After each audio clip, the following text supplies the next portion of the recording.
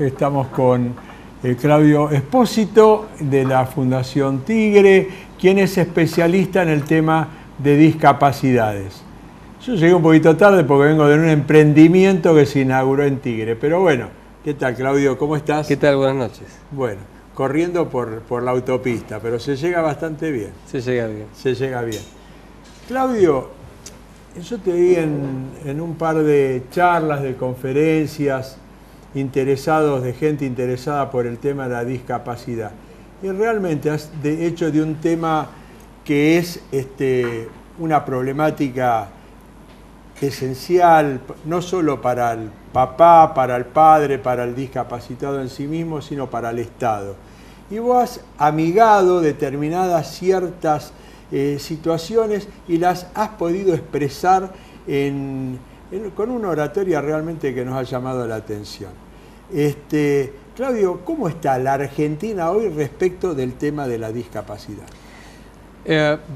Por informaciones y trabajos que se hace en la Organización Mundial de la Salud, particularmente con estadísticas, estamos hablando de una proyección de aproximadamente entre el 12 y el 15% de la población mundial que tiene discapacidad. Si nosotros proyectamos en la Argentina, tendríamos que estar hablando hoy por hoy de casi 6 millones de personas con discapacidad en la Argentina. No solamente desde nacimiento, sino adquiridas. Desde la certificación, porque el Estado certifica la discapacidad, es decir, hay un certificado obligatorio que hay que tener para tener las prestaciones al nivel que requieren las personas con discapacidad. Solamente, por ejemplo, en la provincia de Buenos Aires están certificados un 20%. Es decir, solamente un 20% del 100% de las personas con discapacidad en la provincia conocen sus derechos. Claro. Entonces, es clave para poder ejercer los derechos conocerlos. ¿Por qué vos crees que cuando se habla de discapacidad la gente piensa en algún discapacitado motriz muy grave o en algún Down o un discapacitado mental y no en los distintos grados de discapacidades que también hay? Hay una cuestión cultural, ¿no? Nos enfrenta la discapacidad con la diversidad y generalmente es lo cultural con la limitación. Entonces es un tema donde culturalmente uno no se mete. Y si entendemos a la discapacidad como parte de la diversidad humana, podemos amigarnos con la diversidad y con ese espacio y entender que el otro es una persona, tenga una diversidad funcional, sea motriz, sea sensorial, sea visual, sea intelectual, mental o psicosocial. Es una persona que siente, que se divierte, que se ríe, que tiene derecho a la vida. Entonces, si nos amigamos de ese espacio, podemos pensar en políticas públicas para las personas. ¿Y la familia de ese discapacitado se amiga con él? Porque hace unos años, digamos, el discapacitado era muy común que lo escondían al fondo. Hoy ya no es así, gracias a Dios. Pero digamos, ese trabajo, ¿cómo repercute en primer lugar en la familia, digamos, de ese individuo? Cuando nace un hijo en la familia no hay manual. Y cuando nace un hijo con discapacidad tampoco. Es decir, hay una sensación compleja cuando una familia tiene un diagnóstico. Se enfrenta es un duelo natural en la familia. Entonces, hay una ausencia de dispositivos de intervención temprana. El Estado está ausente ahí. Entonces, la familia lo que hace empieza frente a la discapacidad a generar fantasías, porque no conoce. Es decir, uno espera que un hijo suyo esté firmando un contrato para una empresa multinacional en el exterior y se encuentra con un hijo que tiene discapacidad intelectual. Se vienen todos los miedos en la familia. Y al haber la ausencia del Estado en ese momento clave, empieza uno a generar la propia fantasía. ¿Y cómo tendría que estar el Estado, Claudio, en ese momento? Es decir, la ausencia del Estado, ¿cómo tendría que estar el Estado? Porque nosotros hemos pasado desde la exclusión a la inclusión, pero estamos lejos de la integración. El Estado tiene que estar acompañando y diciéndole a la familia, está bien que vivas tu duelo, porque es normal, es natural, bienvenido, nació tu hijo. Te vamos a acompañar en ese espacio. A partir de ahí generar el espacio para ¿qué? Comprender que porque ese duelo mismo familiar que se vive no solamente de padres, abuelos, tíos, tiende naturalmente a sobreproteger. Y esa sobreprotección le quita eventualmente el día de mañana a la persona posibilidades de crecimiento de autonomía. Son rituales sencillos en casa. Tenés un hijo con discapacidad, pinta la pared. Bueno, pobrecito, déjalo, pinta la pared. Viene un hijo que no tiene discapacidad y pinta la misma pared y le ponemos límite. La familia no sabe cómo reaccionar frente al niño con diversidad, porque la familia tiene el problema. Si el Estado acompañara en ese momento con dispositivos de los mismos que tienen que ver con sistemas que tienen que ver con catástrofes, donde la intervención, digo catástrofe no porque el nacimiento de la persona con discapacidad sea una catástrofe, sino que el mismo nivel de intervención, con equipos interdisciplinarios que acompañen psicológicamente a la familia, que muestren que va a haber una posibilidad de vida, pero el Estado tampoco da posibilidad de vida. Claro. Claudio, vos decís de qué manera el Estado debería estar presente.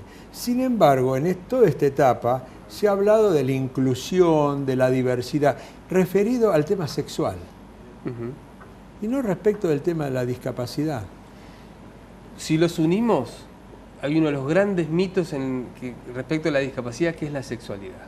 Es decir, cuando hablamos de personas particularmente con discapacidad intelectual, mental o psicosocial, se los entiende como personas etéreas, que no tienen sexualidad. Entonces, se les priva de la sexualidad, del acompañamiento que se le da a los niños y niñas adolescentes en los colegios de las escuelas comunes, en las escuelas para personas con discapacidad, se los va corriendo hacia un lugar diferente. Y visualmente, además personalmente y además física y orgánicamente, las personas con discapacidad pasan por todos los momentos que pasan todas las personas, porque son personas. Entonces, desde lo contextual, desde la ideología y desde la palabra, la inclusión está. Desde los hechos no está. Desde los hechos no está. Lo que hace 40 años, 50 años era impensado, que digamos que un hijo con estas discapacidades mentales sobreviva a los padres, porque morían tempranamente, hoy ya no es así. El avance de la ciencia ha determinado, y también, como vos decís, también a los chicos se lo ha potenciado, también tienen otra calidad de vida. Hoy no es así, pero esto también enfrenta un problema nuevo. ¿Qué pasa con esa criatura cuando ya no estén los padres? Esa es la pregunta clave de los padres. Los padres lo que hacen es, por no estar acompañados, sobreprotegen de una forma que cuando los papás dicen, nos vienen a consultar y nos dicen, ¿qué va a pasar cuando yo no esté? Entonces es en ese momento donde se hace el clic familiar y se mira para atrás y se dice, podíamos haber logrado algún mayor nivel de autonomía e independencia que le permita apoyarse en otra persona, para que pueda entender que no solamente papá y mamá iban a ser los referentes, ¿sí? Claro. Entonces, esa es una construcción que se da desde el nacimiento en la familia. Desde que nace el niño hasta que llega a su edad de adultez, es necesario acompañarlo en la diversidad, para que cuando salgan a la calle y puedan ir a comprar, ir a andar en colectivo, es decir, conseguir un trabajo. Conseguir un trabajo. Y en esto de conseguir un trabajo, porque eso tiene que ver realmente la integración. Si llama inclusión, sí, te acepto. Bueno, te acepto. Pero la integración significa ir a una escuela donde están chicos que tienen un problema determinado y chicos que tienen otro tipo de problema, pero el llamado discapacitado no, tiene que estar aislado. La integración tiene que ver con que participe de la misma escolaridad y que tenga la posibilidad de un trabajo. ¿Cómo estamos en esta situación?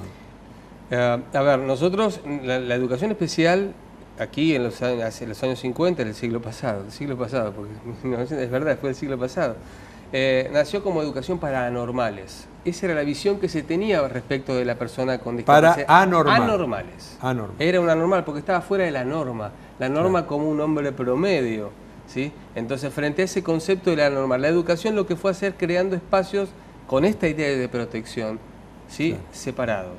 Que esto no implica que haya niños, niñas y adolescentes que requieran de un apoyo particular y que requieran de una educación, claro, de un sistema. Lo que pasa es que la generalidad hizo que los niños y niñas fueran a un espacio separado.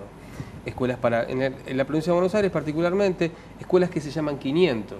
Es decir, escuelas que son para personas con discapacidad motriz, otras para personas sordas, otras personas con discapacidad intelectual. Y si bien aprendían en esos espacios herramientas que tienen que ver con, particularmente con la discapacidad, el niño no era reconocido en el barrio. ¿Por qué? Porque en cada distrito hay una, dos o tres escuelas 500. Entonces el niño tiene que recorrer por ahí todo el municipio para llegar a la escuela. Y en la escuela del barrio no tiene espacio.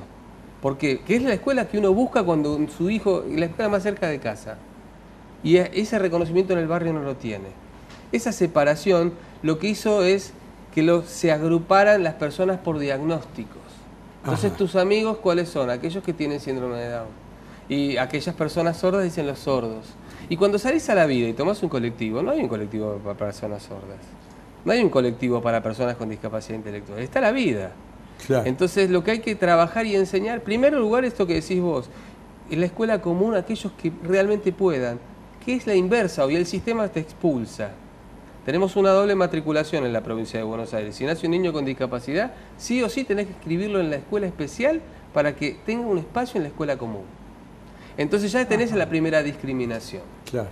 Bueno, la pregunta que te dejo para después del corte es si realmente se está trabajando en el sentido, desde el Estado, desde las organizaciones, en el sentido de la integración y que si los argentinos estamos preparados para ver una persona con limitaciones.